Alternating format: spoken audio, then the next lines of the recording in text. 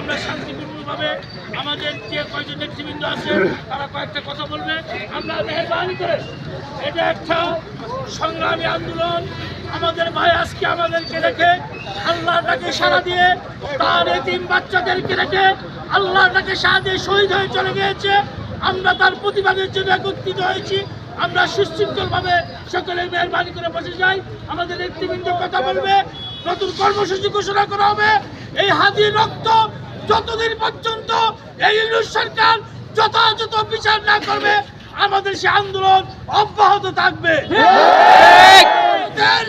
ভারতের বিরুদ্ধে কথা বলতে গিয়ে আজকে হাদিকে গুলিবিদ্ধ হয়ে শহীদ হতে হয়েছে।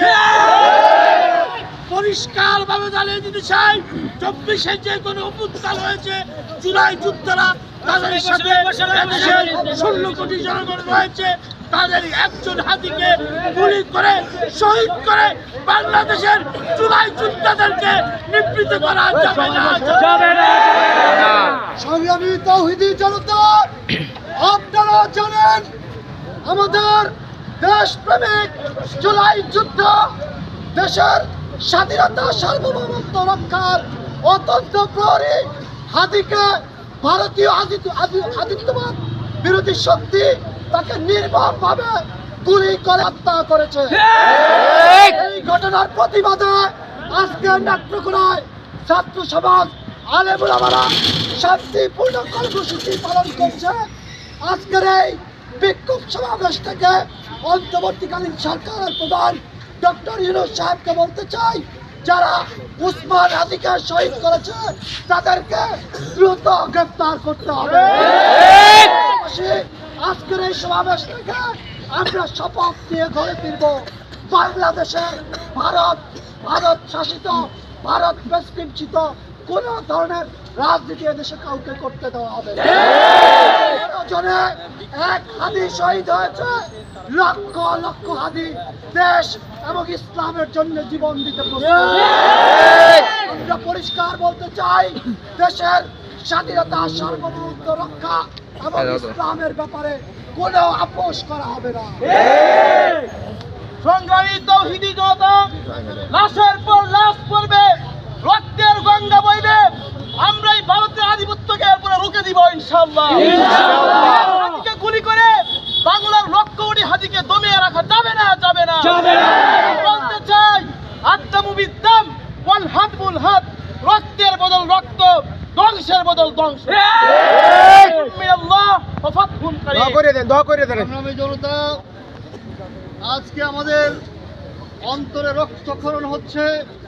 আপনারা জানেন, বিপ্লবী জনতার অন্যতম নেতা আজ আমাদের দিনের দুপুরে প্রকাশ্যে গুলি করে তাকে ষড়যন্ত্রমূলক হত্যার উদ্দেশ্যে গুলি করা হয়েছিল। কিন্তু আমরা অবাক হয়ে গেলাম, প্রকাশ্যে বাংলাদেশের বিপ্লবী জনতার অন্যতম নেতা তাকে গুলি করে সে প্রকাশ্যে বাংলাদেশের সীমান্ত পাড়ি দিয়ে চলে গিয়েছে। আমরা বলতে চাই, শুধুমাত্র হত্যাকারীর বিচার করলে হবে না, যারা এই ষড়যন্ত্রের সঙ্গে জড়িত, প্রশাসন থেকে শুরু করে যারাই জড়িত, তাদেরকে চিহ্নিত করে উপযুক্ত বিচারের আওতায় আনতে হবে। অন্যথায় এই বিপ্লবী জনতা থামবে না। সংগ্রামী ভাইরা, পরিশেষে বলতে চাই, আজ যারা ভারতীয় আধিপত্যের পক্ষে এদেশের জনতার বিরুদ্ধে যুদ্ধে নেমেছে, তাদেরকে বলতে চাই, একজন হাদিকে গুলি করে হত্যা করে এই বিপ্লব থামানো যাবে না। বিপ্লব চলবে যতদিন পর্যন্ত এই বাংলাদেশে ভারতীয় আধিপত্য চিরতরে নিশ্চিহ্ন করে এই বাংলাদেশে মানুষের অধিকার নিশ্চিত না করা হবে, ততদিন পর্যন্ত আমাদের বিপ্লব চলবে। পিতা যেতে দেব না, আমার ভাইয়ের রক্ত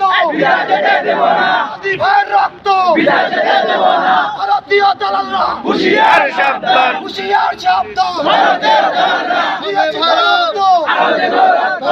বলতে চাই, বর্তমান ইউনূস সরকার যদি এই ব্যাপারে কঠিন পদক্ষেপ গ্রহণ না করে, প্রয়োজনে এই সরকারকে পরিবর্তন করে হলেও আমরা এই বিচার করে ছাড়বো ইনশাআল্লাহ। তৌহিদি জনতা, সংগ্রামী তৌহিদি জনতা, আল্লাহ তাআলা পবিত্র কোরআনে ইরশাদ করেছেন, ওয়ালা তাহসাবান্নাল্লাযীনা কুতিলু ফী সাবিলিল্লাহি আমওয়াত বাল আহইয়াউন ইনদা রাব্বিহিম ইরযাকুন। আল্লাহ তাআলা ইরশাদ করেছেন, যারা আল্লাহর পথে শহীদ হয় তারা কখনো শহীদ নয়, তারা জীবিত। ঠিক কিনা? সংগ্রামী তৌহিদি জনতা, আমরা ভারতীয় আগ্রাসনকে বলে দিতে চাই, তোমাদের সাথে আজকে আমাদের ফয়সালা হবে ন্যায্যতার ভিত্তিতে। তোমাদের সাথে আমাদের ফয়সালা হবে শুধুই ন্যায্যতার ভিত্তিতে। আজকের থেকে এই ভারতীয় আগ্রাসন, এই ভারতীয় দেশ আমাদের সাথে বন্ধুত্ব রাষ্ট্র থেকে নাম কাটা গেল। ঠিক কিনা? আমার কথা সংক্ষিপ্ত করছি। শরীফ উসমান হাদি বলেছিলেন, জান দেব তবু চুমাই দেব না। এই উসমান হাদি যে কত বড় দেশপ্রেমিক, জান দিয়েই বুঝিয়ে গেছেন আমাদের। আজকে উসমান হাদি শহীদ হয়েছেন, এখন পর্যায়ে আমাদের, আমরাও এখান থেকে ঘোষণা করবো, জান দেব তবু চুমাই দেব না। কেন্দ্রীয় সংসদের আমি ৫৬,০০০ কেন্দ্রীয় বর্গ মাইল হাঁটতে চাই। কমিটির যে উনি ৫৬,০০০ বর্গ মাইল সংগঠক না প্রীতম হাঁটতে সহ পারলেও বক্তব্য রাখছেন। আজ থেকে উনার যে চেতনা ৫৬,০০০ বর্গ মাইলে ছড়িয়ে গেছে। আজকে এখানে আমরা সমবেত হয়েছি তৌহিদি জনতা, ইসলামী জনতা, সকল ধর্ম বর্ণ নির্বিশেষে।